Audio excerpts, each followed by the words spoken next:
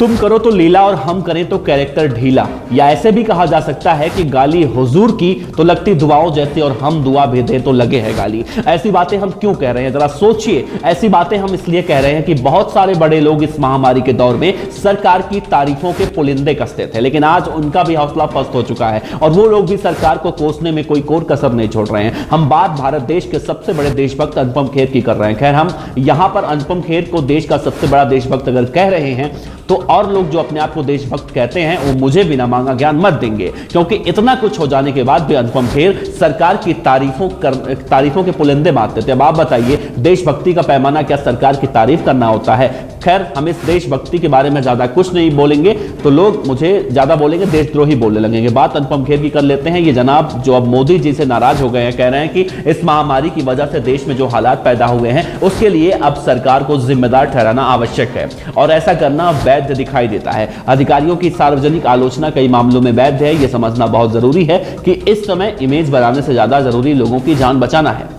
सरकार से स्वास्थ्य संकट के प्रबंधन में कहीं ना कहीं कुछ गड़बड़ हुई है, लेकिन इन खामियों का फायदा दूसरे राजनीतिक दलों को अपने हक में नहीं उठाना चाहिए। अक्सर सरकार की प्रशंसा करने वाले एक्टर अनुपम खेर ने कहा कि सरकार को लोगों ने ही चुना है और उसे करना होगा। मैं मानता हूं कि जो अमानवीय होगा वही गंगा में बहती लाशों से प्रभावित नहीं होगा। अनुपम के इस बयान के बाद से वो चर्चाओं में आ चुके हैं और काफी हद तक लोग अनुपम खेर का समर्थन भी कर रहे हैं। अब भैया, लोग समर्थन तो करेंगे ही, जब सही को सही कहा जाएगा और गलत को गलत कहा जाएगा तो लोग तो सही कहेंगे। चलिए, अच्छा है गंगा नदी में तैरती लाशें, मेरा मतलब कि मरा हुआ इंसान कभी जिंदा नहीं हो सकता, लेकिन मरा हुआ जमीर तो जिंदा हो ही सकता है। ऐसा हम क्यों कह रहे हैं? क्योंकि अनुपम खेर मोदी सरकार के हिमायती कहे जाते हैं।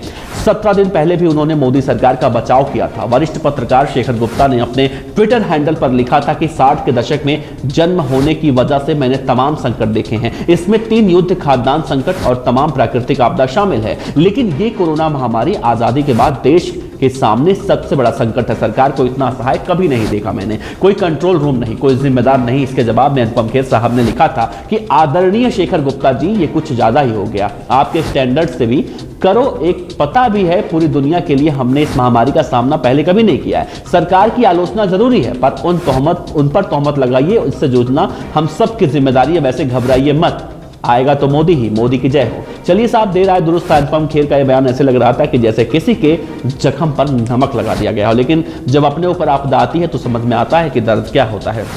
इस खबर पर आप अपनी प्रतिक्रिया जरूर दीजिए। चलता हूं, नमस्कार, जय हिंद, राम राम।